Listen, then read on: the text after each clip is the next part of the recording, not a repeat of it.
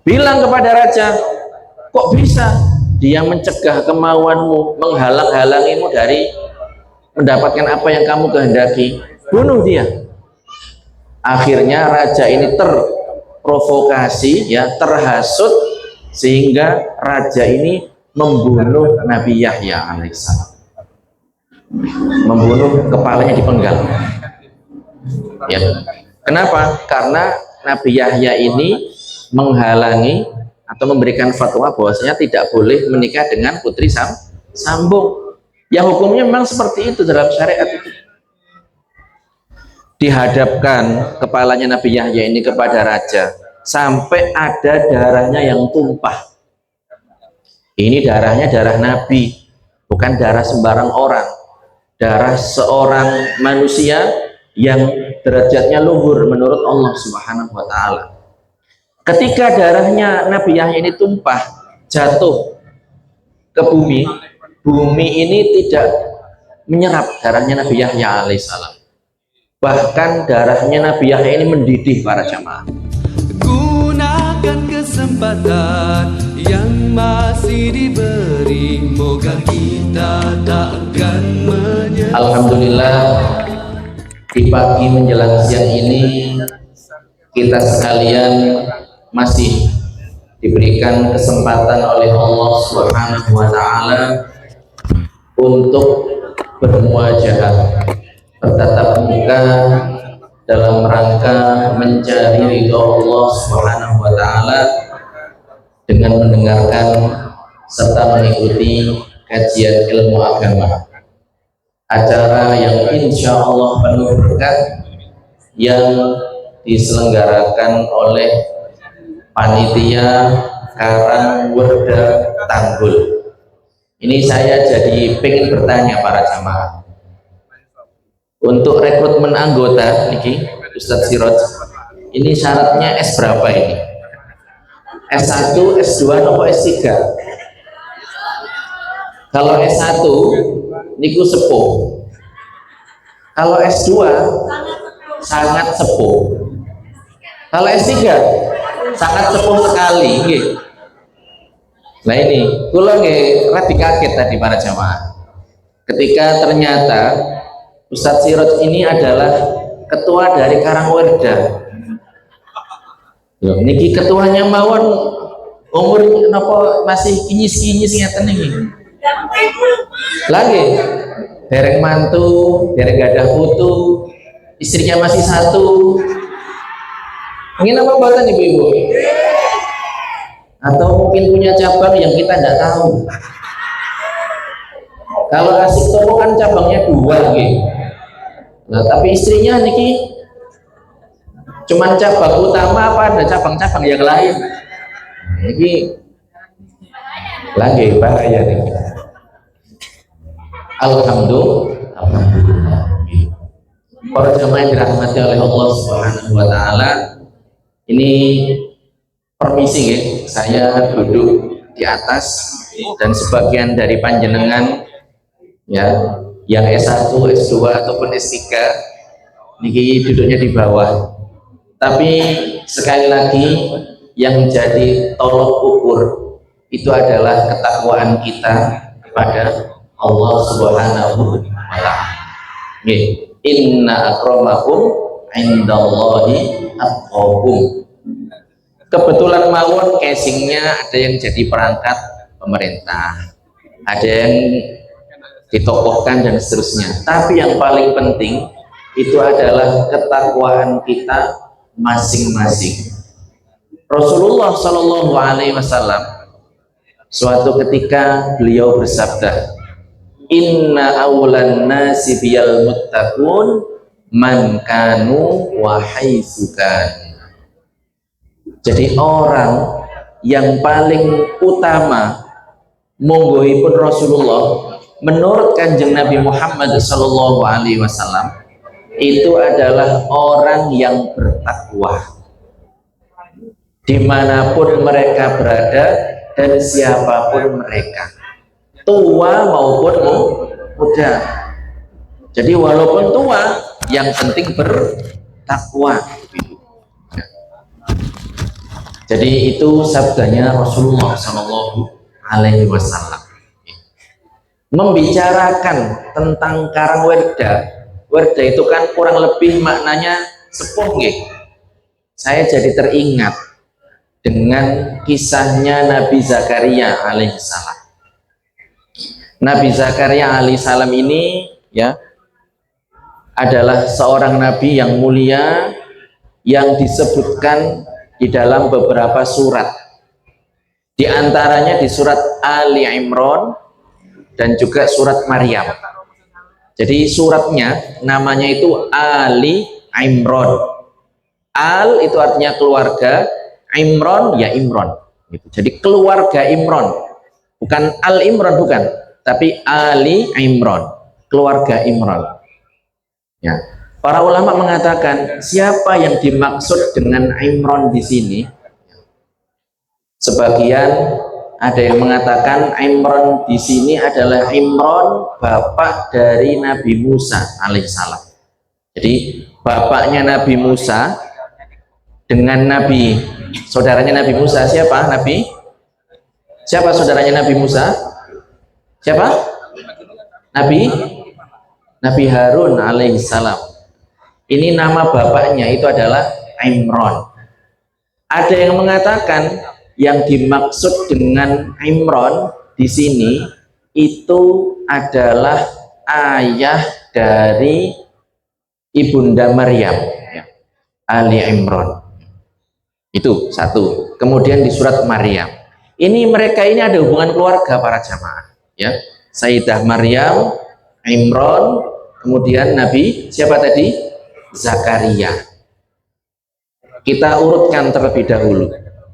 Jadi mereka ini adalah keluarga yang diluhurkan, ditinggikan derajatnya oleh Allah Subhanahu wa taala. Di dalam Al-Qur'an Allah Subhanahu wa taala berfirman, "Innallaha astafa Adama wa Nuha wa ala Ibrahim wa ala Imran 'alal 'alamin." Jadi mereka ini adalah orang-orang yang terpilih, dipilih oleh Allah Subhanahu wa taala, dimuliakan dan diluhurkan derajatnya oleh Allah Subhanahu wa taala. Ya. Suatu ketika istri dari Imran ini yang tadi disebutkan namanya, yang bernama Hannah, ini minta kepada Allah Subhanahu wa taala, punya nazar, Rabbi inni nazartu laka ma fi batni muharraran fataqabbal minni. Jadi sudah sepuh juga, minta punya anak kepada Allah Subhanahu wa taala dan bernazar. Bernazar itu berjanji kepada Allah, nanti kalau anaknya lahir, maka anaknya ini akan diserahkan untuk merawat rumah ibadah pada zaman itu. Ternyata yang lahir ini adalah anak perempuan. Siapa namanya? Maryam. Jadi Maryam ini adalah putri dari Imran. Gitu. Lah mereka pada bingung ini bagaimana? Yang lahir ternyata perempuan. Perempuan ini punya halangan, mengalami menstruasi dan seterusnya. Jadi pada masa itu anak itu bisa dinazarkan untuk ngeramut, untuk ngelola rumah ibadah. Begitu. Dan Maryam ini para jamaah istimewa. Ya, waliyah, jadi wali perempuan, diberikan karomah oleh Allah Subhanahu wa taala. Jadi diberikan tempat khusus begitu, beribadah di situ, ya. Kemudian Nabi Zakaria, siapa ini Nabi Zakaria? Nabi Zakaria ini adalah iparnya dari Maryam. Kenapa? Karena saudarinya Maryam yang bernama Isya ini adalah istri dari Nabi Zakaria. Berarti Nabi Zakaria ini adalah menantu dari Imran. Jadi hubungan keluarganya seperti itu para jamaah. Ya. Jadi Imran ini adalah kepala agama, jadi tokoh ulama pada masa itu, punya menantu namanya Nabi Zakaria. Anaknya ketika lahir sudah meninggal dunia, diserahkan sama istrinya untuk merawat rumah ibadah pada masa itu. Kemudian yang merawatnya ini adalah Nabi Zakaria, dan suatu ketika Nabi Zakaria ini masuk ke biliknya Sayyidah Maryam. Apa yang terjadi? Beliau mendapati buah-buahan yang tidak musim pada saat itu. Jadi kalau buah ini kan ada musiman. Buah mangga musimnya kapan? Buah duren musimnya kapan? Lah ketika masuk ke biliknya Sayyidah Maryam, itu mendapati buah musim dingin di waktu musim panas. Mendapati buah musim panas di waktu musim dingin. Kemudian bertanya kepada Sayyidah Maryam, anna laki hadza, dari mana ini buahnya? Kemudian Sayyidah Maryam mengatakan, qalat huwa min indillah, ya. Jadi ternyata buah itu adalah buah yang dianugerahkan oleh Allah Subhanahu wa taala kepada Sayyidah Maryam. Lah Nabi Zakaria ini sampai usianya sepuh, saya tidak tahu S berapa, S1, S2, S3, ini belum mempunyai anak, belum mendapatkan putra, belum diberikan keturunan oleh Allah Subhanahu wa taala. Oleh karenanya panjenengan kalau buka surat Maryam, ya, yang awalnya itu adalah kaf ha ya ain sod, itu surat Maryam ini para jamaah. Di awal itu disebutkan tentang kisahnya Nabi Zakaria. Qala rabbi inni wahanal azmu minni washta'ala ar-ra'su syaiba walam akun bidu'aika rabbi syaqiyya. Jadi ini tanda-tanda peringatan yang lembut dari Gusti Allah Subhanahu wa taala. Kalau tulang sudah mulai banyak yang bergetar para jamaah, tidak second lagi, rambutnya berubah, yang asalnya hitam berkilau, kemudian berkilau menjadi seperti mutiara. Ini tanda dari Gusti Allah Subhanahu wa taala, tapi tanda yang lembut. Pandangan sudah mulai kabur, pendengaran sudah mulai remang-remang. Nggih, yang biasanya bapaknya kuat, ya, nggak tahu kuat apa ini, kuat macam-macam. Kemudian yang biasanya rutin setiap hari jadinya sebulan sekali. Nah ini berarti sudah diberi tanda oleh Allah Subhanahu wa taala. Seperti itu. Nah, Nabi Zakaria alaihissalam ini minta kepada Allah Subhanahu wa taala supaya diberikan keturunan. Ya. Akhirnya mendapatkan keturunan, yaitu Nabi Yahya alaihissalam. Oleh karenanya Nabi Yahya dengan Nabi Isa alaihissalam ini adalah apa? Sepupu. Karena Maryam ini punya putra Nabi Isa, kemudian Zakaria yang notabene adalah suami dari saudarinya Maryam, namanya Isya, punya putra Nabi Yahya alaihissalam.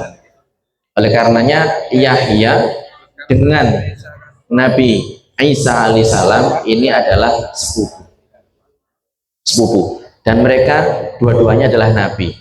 Nabi Isa seorang nabi, Nabi Yahya ini seorang nabi. Akhirnya diberikan putra oleh Allah Subhanahu wa taala. Panjenengan tahu napa mboten bahwasanya Nabi Yahya alaihissalam namanya saja siapa? Yahya. Yahya itu artinya hidup kalau dalam bahasa Arab. Tetapi beliau Nabi Yahya alaihissalam ini meninggal dalam kondisi yang tragis para jamaah. Padahal seorang nabi, tetapi itu tidak mengurangi sedikit pun dari pangkat, keluhuran, ketinggian, kemuliaan yang dimiliki oleh Nabi Yahya alaihissalam. Bagaimana kisah beliau ini? Jadi pada saat itu ada raja dari kalangan Yahudi, ya, pada saat itu yang memimpin, ya. Kemudian raja ini punya permaisuri, punya ratu. Ratunya ini punya anak bawaan.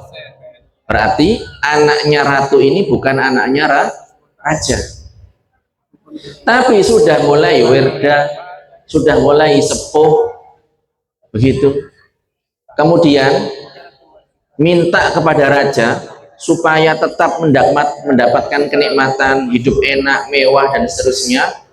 Minta kepada raja, kamu nikahi putri saya. Padahal ini secara hukum tidak boleh.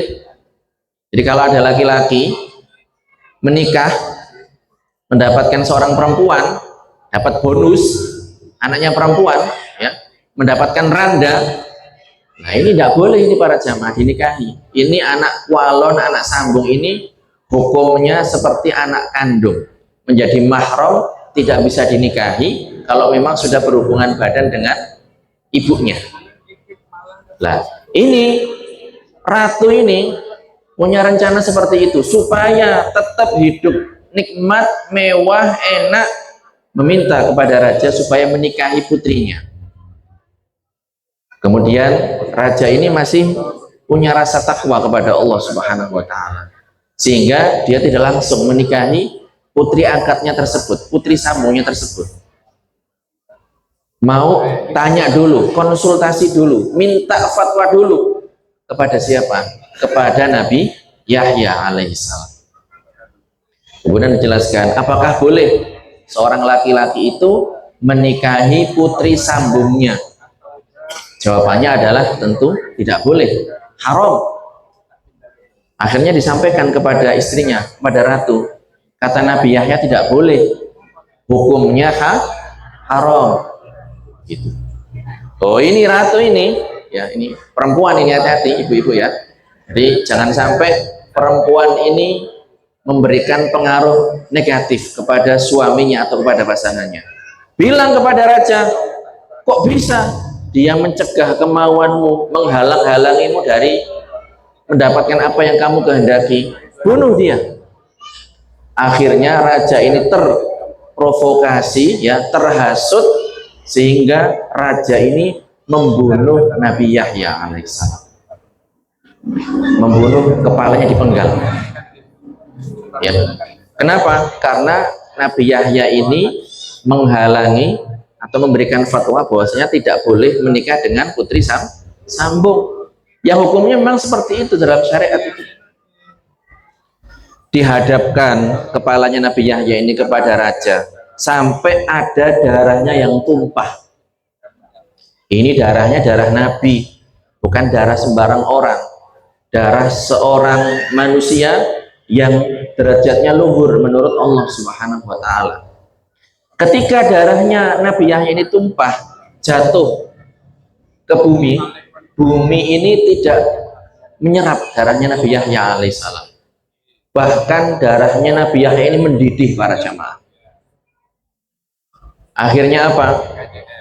Raja ini, ya, diserang oleh raja dari negara lain, Babilonia, yang bernama Bukhtanasor, sehingga membunuh, ya, rakyat mereka, pengikut raja yang membunuh Nabi Yahya ini sebanyak 70.000. Begitu disebutkan oleh para ulama.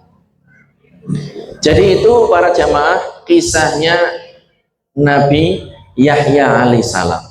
Ayahandanya bagaimana? Nabi Zakaria. Nabi Zakaria juga mengalami nasib yang serupa.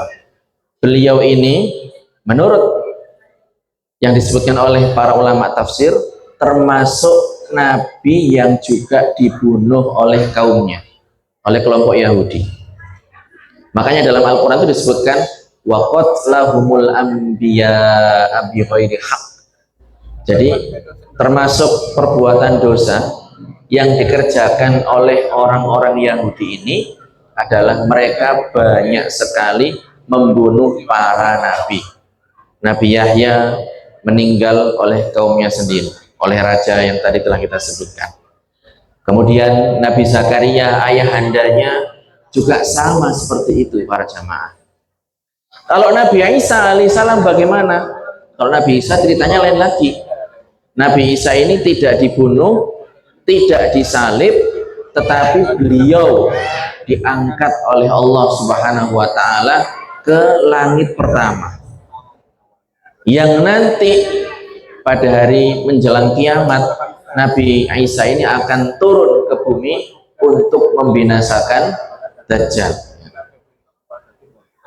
Jadi dari keluarganya para nabi ini, para jamaah, kita mengambil banyak pelajaran hidup ya. Mau muda, mau tua, yang paling penting adalah kita ini bertakwa kepada Allah Subhanahu wa taala.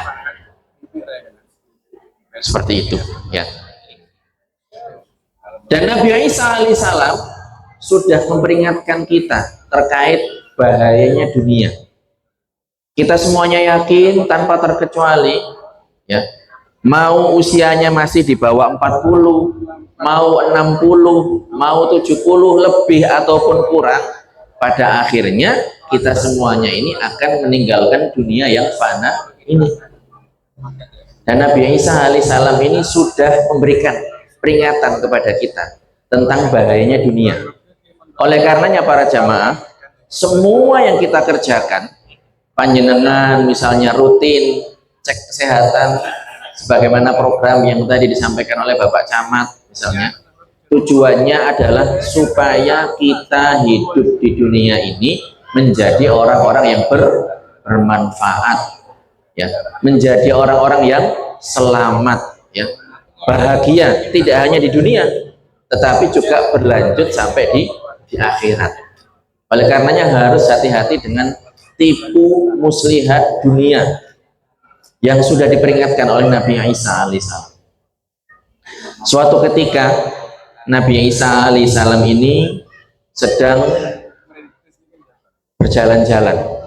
Nah, Nabi Isa alaihissalam ini para jamaah diceritakan beliau ini tidak membangun rumah. Jadi beliau itu bermalam di mana beliau mendapati waktu malam. Beliau itu kalau makan dari dedaunan gitu. Tapi beliau ini karena seorang nabi, seorang rasul, beliau luar biasa, beliau istimewa. Dan terkadang ada orang-orang tertentu yang ingin mendampingi beliau, menemani beliau dan mengawali beliau. Suatu ketika Nabi Isa alaihissalam ini diminta oleh salah seorang di masa itu untuk ditemani.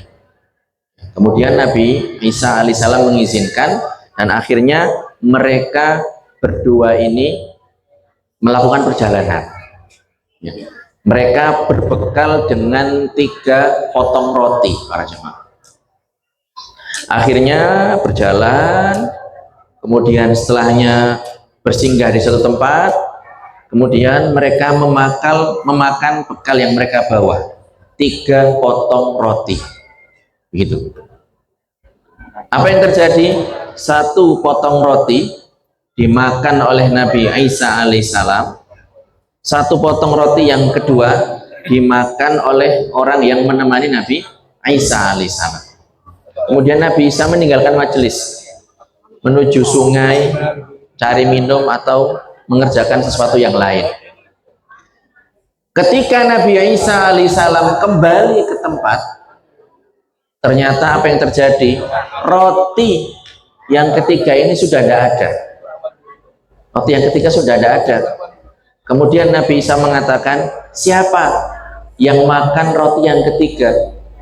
Orang ini mengatakan, saya tidak tahu kanjeng Nabi. Ya sudah, akhirnya Nabi Isa tidak mempermasalahkan itu. Kemudian mereka berdua melanjutkan perjalanan.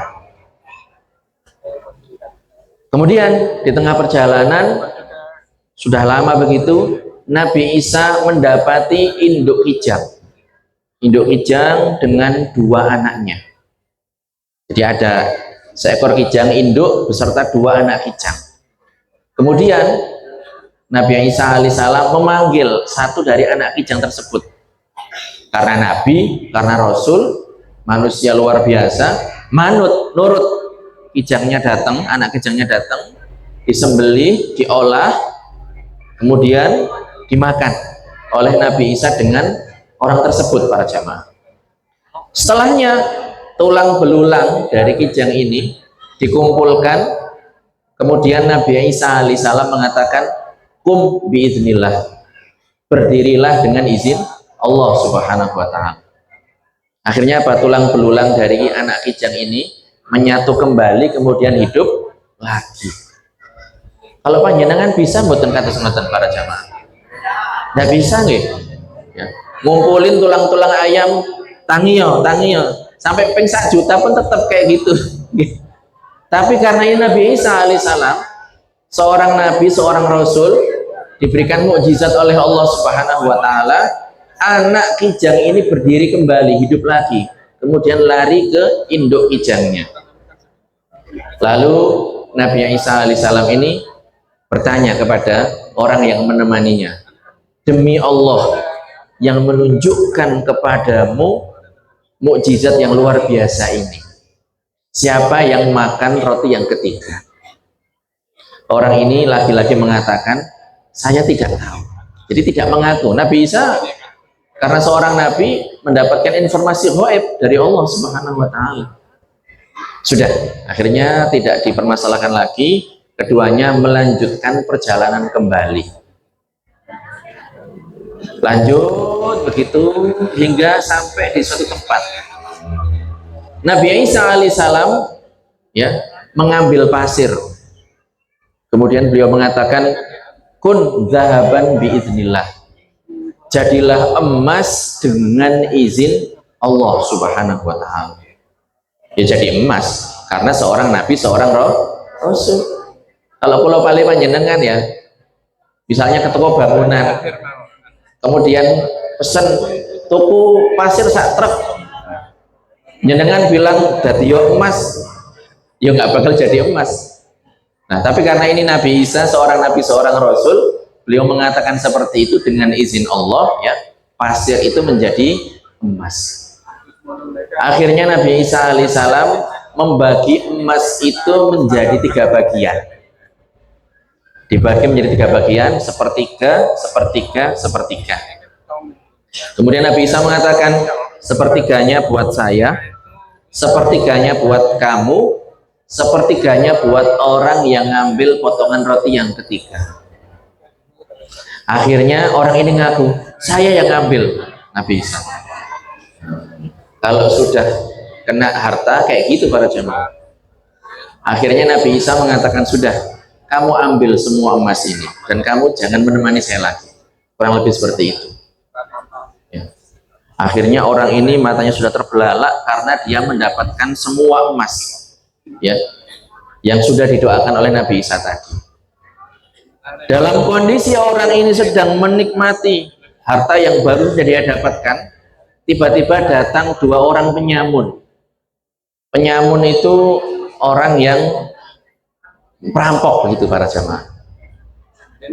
Kemudian ngancam orang ini, tahu kalau ternyata orang ini bawa emas, akhirnya minta serahkan emasmu. Akhirnya orang ini tidak segera menyerahkan, tapi menego, menawar, tidak usah seperti itu, kita bagi saja ya. Kita bagi, saya sepertiga, kalian berdua 2/3, pokoknya dibagi, tapi jangan bunuh saya. Akhirnya 2 orang ini setuju.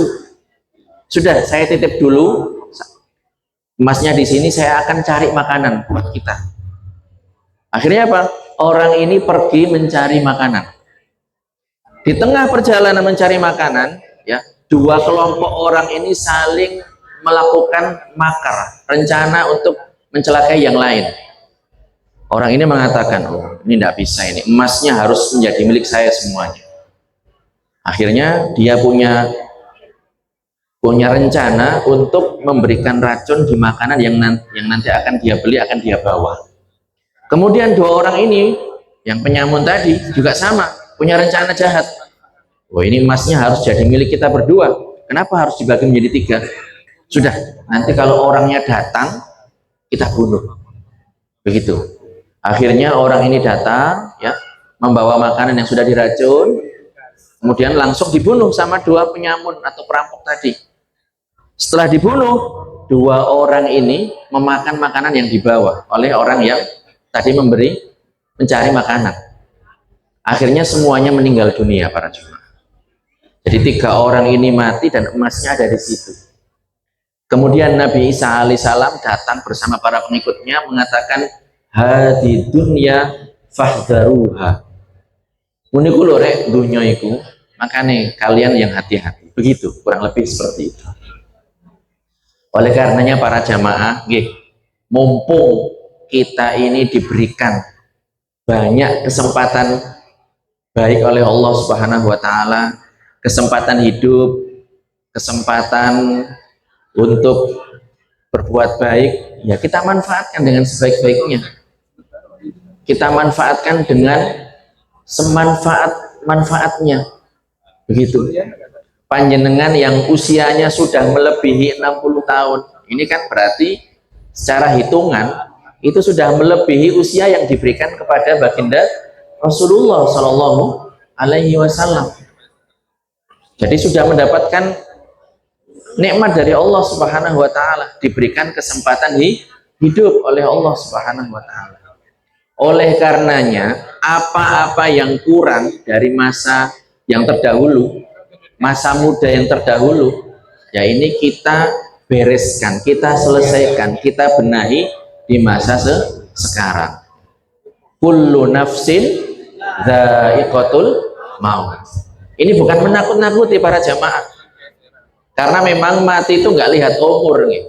Ada anak kecil meninggal, ada anak remaja meninggal, ya. Ada yang belum menikah meninggal, ada yang sudah tua meninggal. Jadi harus berhati-hati. Kita manfaatkan usia kita ini untuk beribadah kepada Allah Subhanahu wa taala, untuk melaksanakan wasiatnya baginda Rasulullah Shallallahu alaihi wasallam. Khairun nas anfa'uhum linnas. Jadi hidup ini bukan hanya sekedar hidup, tapi hidup yang punya nilai kebermanfaatan kepada diri sendiri, kepada orang lain, kepada sesama, dan seterusnya. Ainama takunu yudrikumul maut walau kuntum fi burujim musyayyadah. Dimanapun kalian berada, dimanapun kita berada, maka kita semuanya ini akan dikenai dengan yang namanya kematian. Walaupun kita bersembunyi di benteng yang begitu kokoh para jamaah. Dan malaikat Israel, sang pencabut nyawa, yang diberikan tugas oleh Allah Subhanahu wa taala untuk mencabut nyawa, itu tidak pernah memberikan notifikasi kepada kita. Tidak ada ceritanya, ada SMS gitu, Ibu Fulanah siap-siap nanti pukul 1 pada tanggal 21 September 2025 nanti saya selaku malaikat Israel akan mencabut nyawa Anda, dimohon untuk persiapkan diri. Tidak ada seperti itu. Serem kalau ada kayak gitu, serem ibu Makanya para jamaah, kita berupaya untuk istiqomah. Oleh karenanya kegiatan yang diadakan oleh Karangwerda, yang ini dalam rangka menjaga kesehatan panjenengan, mengadakan kajian rutin, ya ini mari kita semarakkan. Ya. Alhamdulillah saya senang tadi lihat ibu-ibu baca yel-yel, Masya Allah, kalah anak TK ini ibu-ibu. Seperti itu. Nih. Tapi tidak apa-apa, semangat dalam kebaikan. Nih. Karena memang seperti yang disampaikan oleh Bapak Camat, membangun SDM itu memang hasilnya tidak kelihatan. Tidak kelihatan. Kalau bangun bangunan fisik kelihatan. Oh, bangun masjid, bangun pondok, bangun panti asuhan, bangun sekolah kelihatan. Tapi kalau bangun fisik, bangun SDM, bangun karakter, itu tidak kelihatan. Dan programnya negara kita itu kan Indonesia Emas. Ini jangan sampai ya ketambahan huruf C. Indonesia cemas, jangan sampai para jamaah.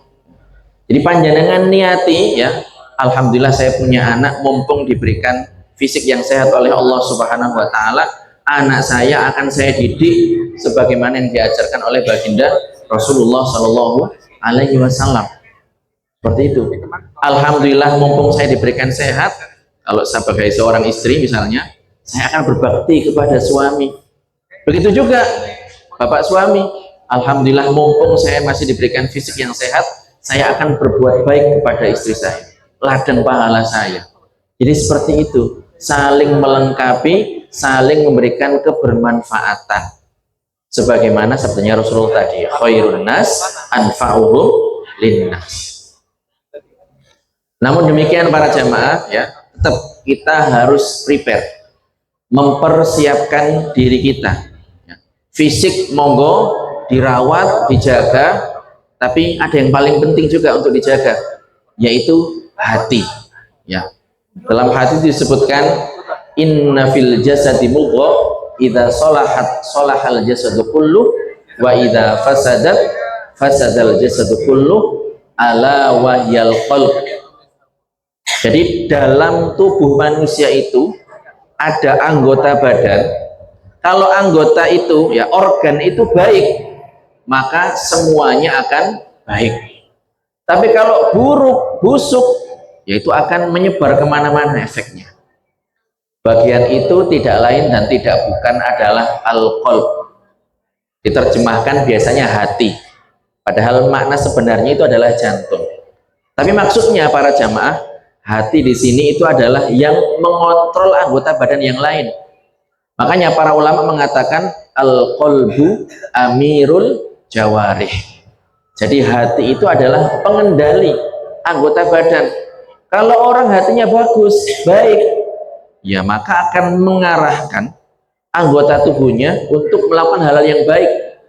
Mulutnya lebih sering digunakan untuk berzikir, untuk membaca Al-Quran, bersolawat kepada baginda Rasulullah Shallallahu Alaihi Wasallam, bukan malah menghadiri majlisul ghibah, bukan. Ya. Telinganya juga sama seperti itu, digunakan untuk mendengarkan yang baik-baik, zikir, membaca Al-Quran, bukan malah menjadi kelompen kalau ada majlisul ghibah. Tahu kelompen panjenengan para jemaah? Kelompen itu bukan yang dipakai di kaki, bukan. Kelompen itu kelompok pendengar. Sama ngerti tak? Tonggo iku lho, mari tuku mobil, ini. Oh iya tak? Malah telinganya seperti ini. Ini kan kelompen namanya. Kelompok pendengar begitu. Dia nggak punya bahan, nggak punya materi, tapi pendengar setia. Seperti itu. Tangannya juga sama seperti itu, digunakan untuk hal-hal yang baik. Kakinya juga sama seperti itu, diarahkan untuk perbuatan yang baik, mumpung masih diberikan kesempatan oleh Allah Subhanahu wa Ta'ala. Oleh karenanya, ketika seseorang ingin menata dirinya, itu yang pertama kali ditata itu adalah hatinya, para jemaah. Ya, hatinya. Jadi kita ini punya kewajiban yang harus kita tunaikan kepada Allah Subhanahu wa Ta'ala. Hati ini, para jamaah, punya kewajiban. Kewajiban utama seorang hamba terkait hatinya itu adalah beriman kepada Allah Subhanahu wa Ta'ala, meyakini bahwa yang berhak disembah itu hanya Allah Subhanahu wa Ta'ala. Allah tidak serupa dengan makhluknya, Allah tidak sama dengan makhluknya, Allah tidak butuh kepada makhluknya. Allah yang menciptakan segala-galanya. Allah itu tidak disifati dengan ukuran, tidak dikatakan kecil, tidak dikatakan besar secara ukuran. Ini kewajiban hati kita, meyakini hal-hal yang seperti itu.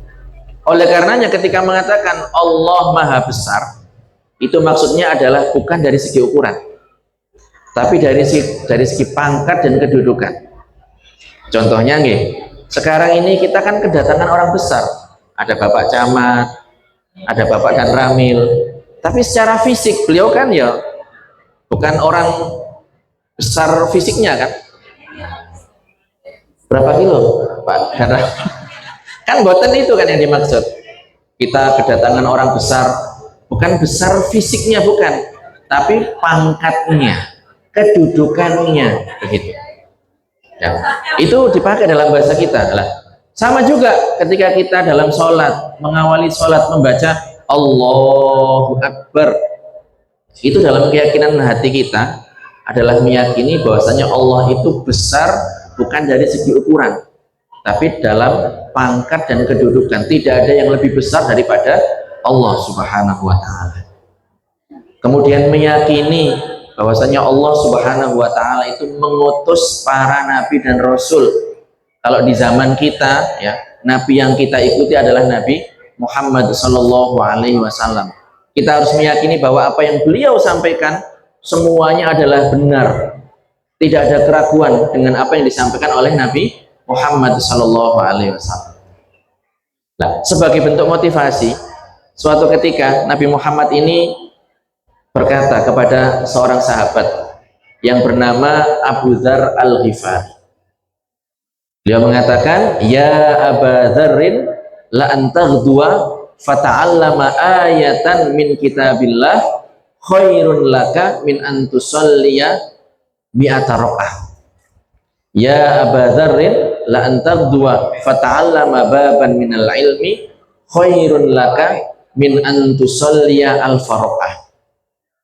Jadi panjenengan duduk manis di sini, ya. Alhamdulillah sudah dapat suguhan segala macam minuman, dan panitia tadi sudah mengatakan di akhir jangan pulang dulu, ada door prize. Hadiahnya nopo Bu niki? Hadiahnya nopo? Pergi haji, pakai uang sendiri, ngoten. Insya Allah. Okay. Jadi panjenengan duduk manis di sini, mendengarkan, menyimak, ya. Hadir kolban wa kolaban, fisiknya hadir, hatinya juga hadir, mendengarkan penjelasan satu ayat saja. Sabdanya baginda Rasulullah Shallallahu Alaihi Wasallam, khairun laka min antusolliya mi'ata raq'ah. Jadi lebih utama daripada mengerjakan sholat sunnah 100 rakaat. Apalagi kalau mendengarkan penjelasan satu bab permasalahan ilmu, bab sholat, bab haji, bab puasa. Sabdanya kanjeng Nabi Rasulullah, khairun laka min antusalliya alfa raq'ah. Lebih utama daripada mengerjakan sholat sunnah 1000 rakaat. Oleh karenanya ngaji ini jangan bosan-bosan para jamaah. Dan orang kalau senang ngaji, fokus ngaji, hatinya berbahagia ketika ngaji, itu adalah salah satu indikasi, tanda bahwasanya orang itu dikehendaki kebaikan oleh Allah Subhanahu wa Ta'ala.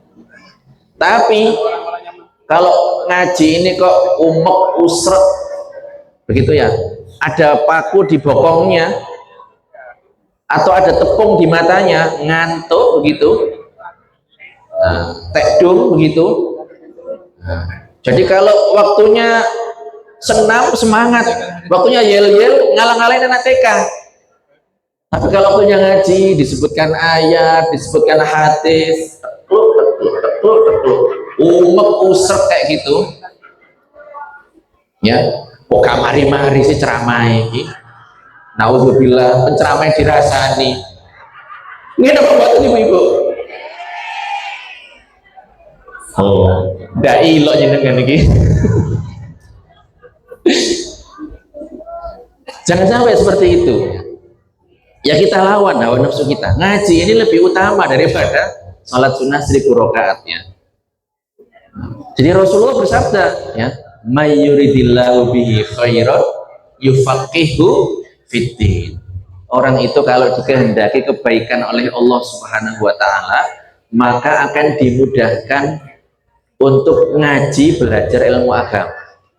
Ini indikasi nih, yang panjenengan kalau tidak seperti itu ya dipaksakan ngaji yang setengah jam, 1 jam, ini kan durasinya kan masih lebih ringkas daripada senam.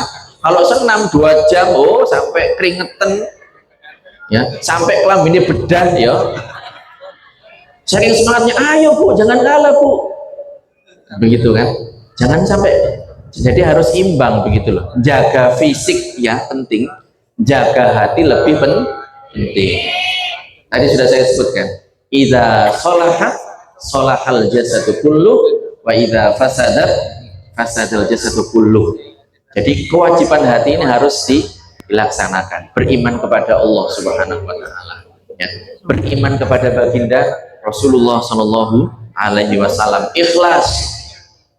Ikhlas itu apa? Ikhlas itu adalah kita berbuat baik, berbuat ketaatan, berbuat kebaikan dan kebajikan semata-mata tujuannya adalah mengharapkan ridho Allah Subhanahu wa Ta'ala. Bukan supaya nanti dapat BLT, bukan supaya dekat dengan Pak Camat, bukan supaya dekat dengan Dan Ramil, bukan. Karena beliau berdua ini walaupun orang besar tidak bisa ngasih pahala, tidak bisa, paling bisanya yang ngasih bantuan. Kalau pahala hanya Allah Subhanahu wa Ta'ala yang memberikan. Jadi kita harus ikhlas dalam berbuat baik, karena itu kewajiban hati.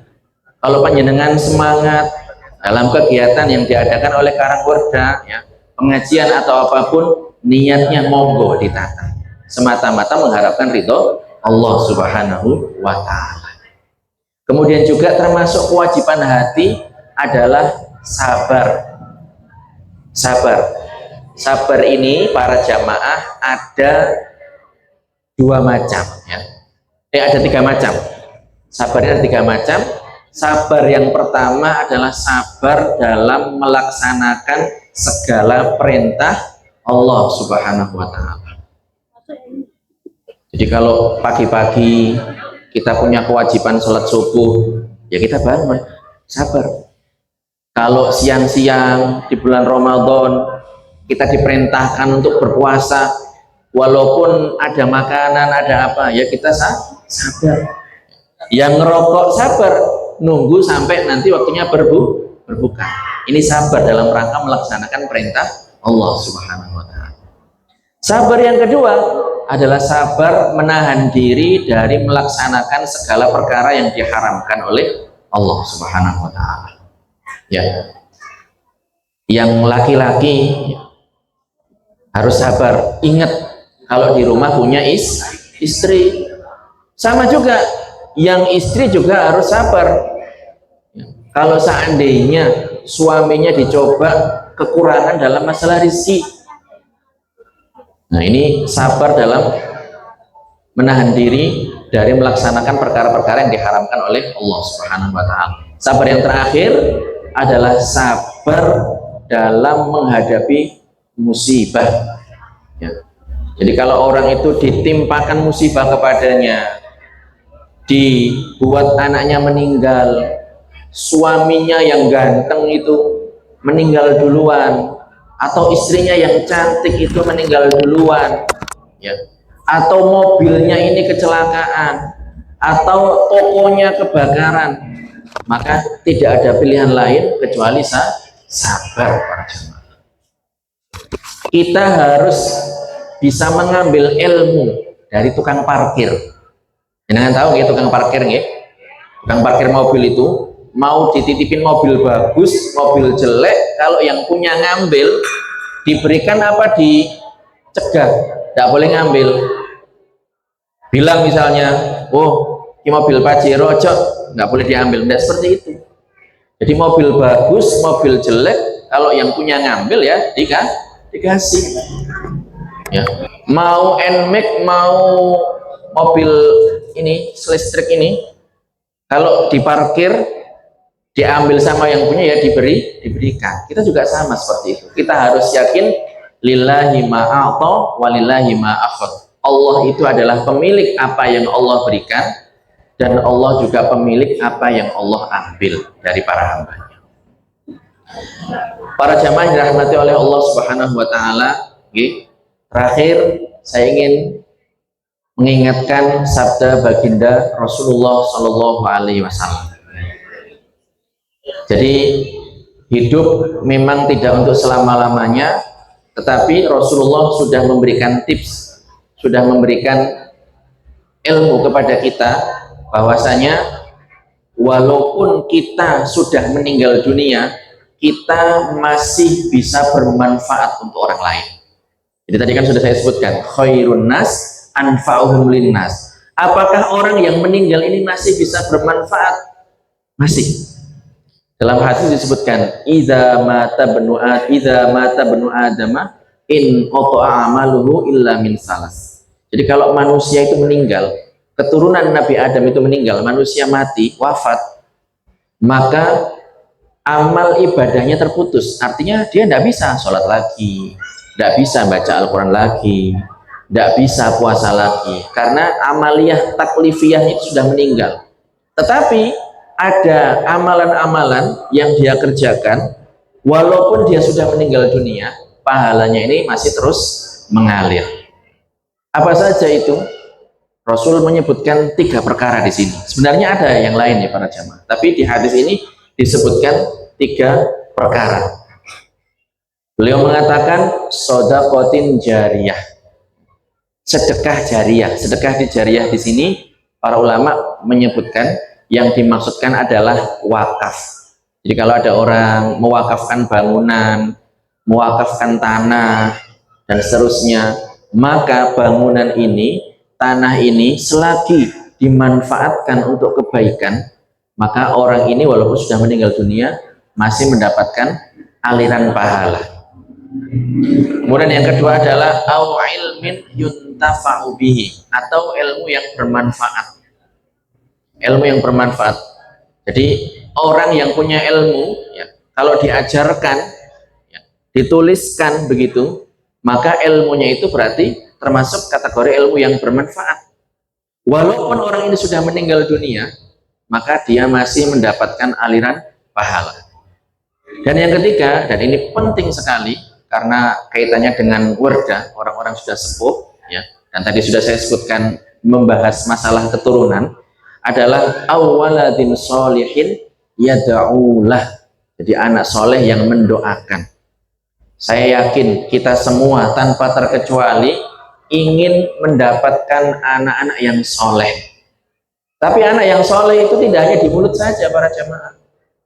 Panjenengan juga punya tanggung jawab untuk mengajarkan anak kita. Dan anak soleh itu bukan hanya omdo, omongan doang. Oh anak soleh, dikit-dikit rezeki anak soleh, dikit-dikit rezeki bapak soleh, ibu soleh, keluarga soleh. Tidak hanya seperti itu, tapi ini perlu perjuangan.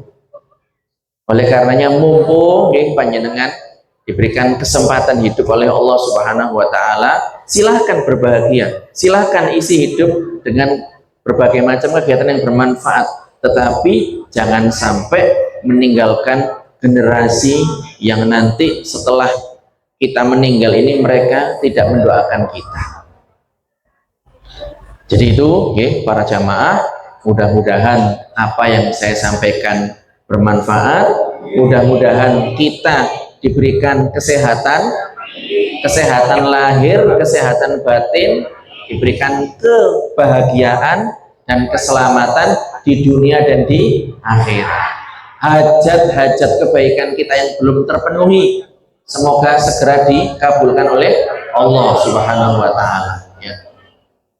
Yang janda kok pengen ketemu duda, mudah-mudahan dikabulkan oleh Allah Subhanahu wa Ta'ala. Yang hutangnya tadi katanya Pak Camat belum lunas, mudah-mudahan juga segera dilunaskan oleh Allah Subhanahu wa Ta'ala. Yang belum berangkat haji, belum pernah pergi umroh, mudah-mudahan juga segera dikabulkan oleh Allah Subhanahu wa Ta'ala.